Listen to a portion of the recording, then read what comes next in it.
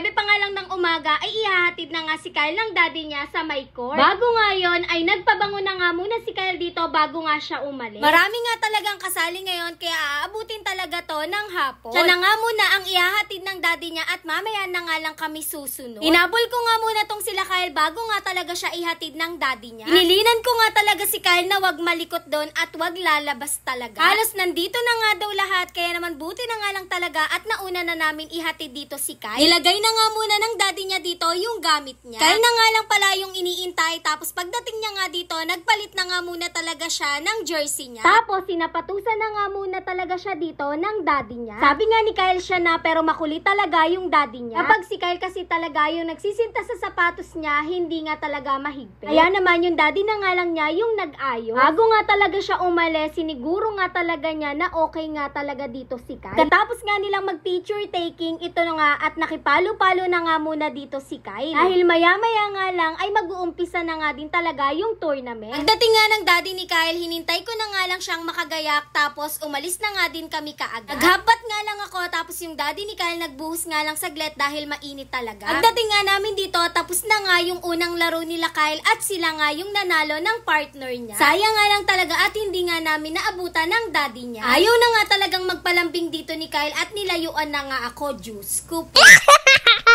Pagkapahinga nga dito nila Kyle, sila na nga ulit ng partner niya yung sumunod. Nakakatuwa nga tong partner ni Kyle dahil ang lakas nga talaga niyang pumalo. Tapos dumadive pa nga talaga yan para lang makuha talaga niya yung shuttlecock.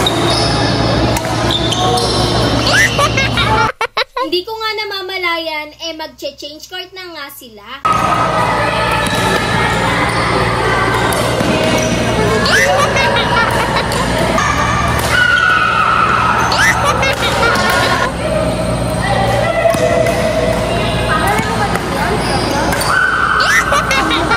Mabilis nga lang din talaga natapos yung laro nila Kyle dito. Nawag na nga muna din siya namin ng daddy niya para makapagpalit ng jersey at makapagpahinga. Nabunit pa nga si Kyle sa raffle kaya naman kinuha nga talaga niya yung grip niya. Sarap talagang bigyan si Kyle kahit maliit na bagay nga lang yan talaga ay na-appreciate niya at sobrang tuwa niya. Nagbaon na nga lang din kami dito ng food namin. Kaya naman pinakain ko na nga kaagad si Kyle dahil mamaya pa nga talaga yung game nila. Para na din makapagpahinga na nga rin siya bago nga siya maglaro. Meron din pala ditong pagkain na binigay sa kanila. Nuha na nga ni Kyle pero hindi niya nga kakainin yan dahil busog na nga din talaga siya. Pero pagdating nga dito, inamoy ni Kyle mabango nga daw kaya naman ito tinikman niya dahil chicken wings nga daw talaga to. Tinikman nga lang niya pero hindi naman kinain ni Kyle. Yung tira naman ni Kyle, kinain na nga din namin ng daddy niya. Bilisan gayak nga lang to kanina kaya naman dito ko nga lang nailagay yung ketchup sa may plastic juice ko po.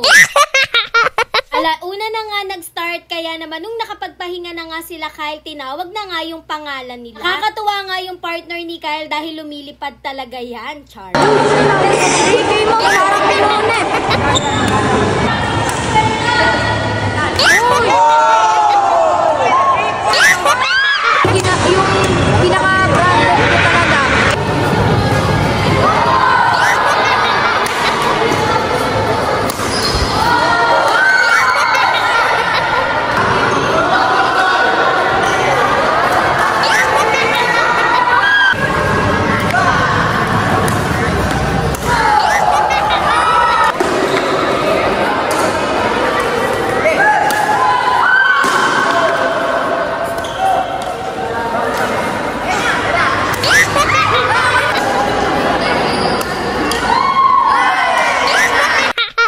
Mabilis nga lang natapos yung game dito nila Kyle tapos sila nga yung nanalo dito. Nakakatuwa nga dahil tinawag nga ulit yung pangalan ni Kyle at nakakuha pa nga siya ng 50 pesos dahil sa raffle. Yun lang, thanks for watching. Bye-bye!